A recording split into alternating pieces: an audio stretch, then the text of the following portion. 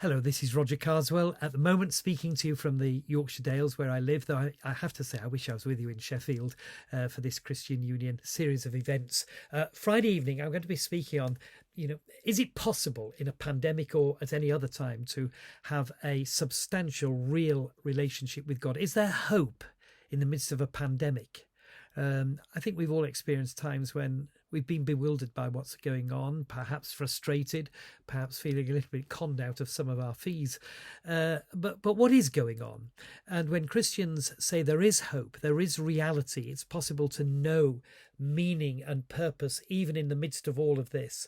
Are Christians fooling ourselves? Are we sort of just crossing our fingers and hoping for the best, touching wood? Are we leaning on a crutch that actually we've invented and really wouldn't hold us up if we really needed it?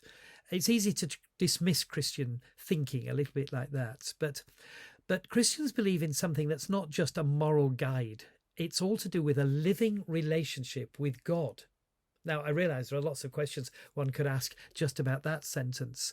But have you ever looked at the Bible? You're probably given one by the Gideons when you were at school. Maybe you've had bits and pieces read to you, and you'll have a vague idea of some of its teaching. Actually, when you open it up and begin to read, you find it is an amazing book. As I said, this isn't like other religious books or philosophical ideas that we just share and debate and discuss. There is a power in this book because instead of telling us how we might find fulfillment or somehow reach God, it's exactly the opposite. It's teaching that God has come down to humanity. Now, if there's anything in that, that's the most amazing thing. An infinite God with whom we can have an intimate relationship. It's interesting. I'm sure you're familiar with the story of Joseph, or at least, and the musical Joseph in a Technicolor Dreamcoat. You've got an idea of Joseph. It's found in the first book of the Bible, of course. Here's Joseph, who was loved by his father but hated by his brothers. And the trouble is, he had 11 of them, and you probably know they sold him, having maltreated him first of all. They slandered him. They pretended he was dead. And then Joseph was falsely accused. He spent 13 years in lockdown, but not in the comfort of a little room or a home, but in prison. And the suffering that this young guy went through, basically from the age of about 16 to the age of 30, was horrendous.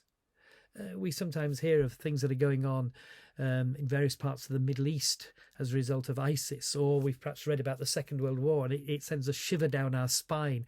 And you think, well, if there is a God, is he interested? Is it possible to know God despite all of this? And why is he allowing it to continue? Well, there's an interesting sentence in the story of Joseph. And really, it's the underlining theme, the foundation of it all. It's found in Genesis chapter 39, verse 2, if you want to check me up on it. It simply says, "And the Lord was with Joseph." Now, that's an incredible sentence. There are 8 billion of us here on planet Earth. I don't know how many there were in Joseph's day. And this is just one planet in the midst of 100 billion galaxies. And each galaxy has 100 billion stars, so we're told. I don't know who's counted them. And God with Joseph? Is it possible that you could have a relationship with God? And when you think about it, if it is possible, there's nothing more important than that. We hope to live for 70, 80, 90 years these days, but what happens when a person dies? It's easy just to say, oh, when you're dead, you're done for. But nobody's ever come back to tell us that.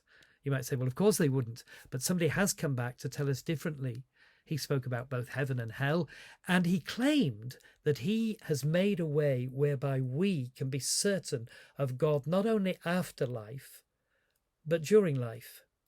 You see, Christianity is not all about us trying to get up to God. It's all about God condescending to come down to us. It's exactly the opposite of every other religion. So talk to a real Christian and they have a certainty. So the hope isn't just a crossing the fingers type hope. It's a real assurance. Not only that my past has been dealt with, because of course Christians believe that when Jesus died on the cross, our wrongdoing and the sin of all the world was laid on Jesus and he paid for it. But we believe that God is with us in the present because this same Jesus rose from the dead. And he promises to be with us throughout all of eternity.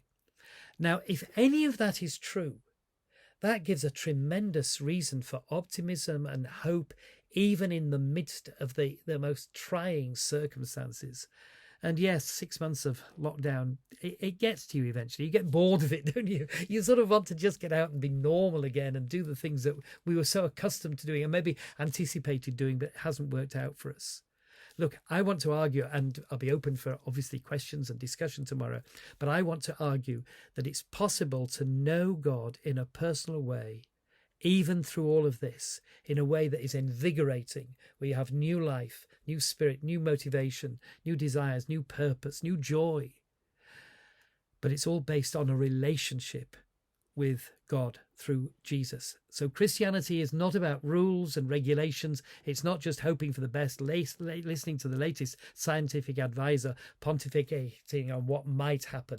It's about a living relationship with a God who loves you and me and cares for us and has provided a way whereby we can come to know him. So love to see you on Friday night. And I'm sure some of you are irritated that you've even had to listen so far, if you have done, to me. But please come with your questions, your comments. I'll talk. We'll have some questions. And hey, it might just be possible to have something that nobody else can offer, a living relationship with God. They say that the under 40s have been affected by the pandemic with anxiety and the over 40s depression. I want to say no, it's possible to have a solid hope even through all of this. So hope to see you soon and have a good day first.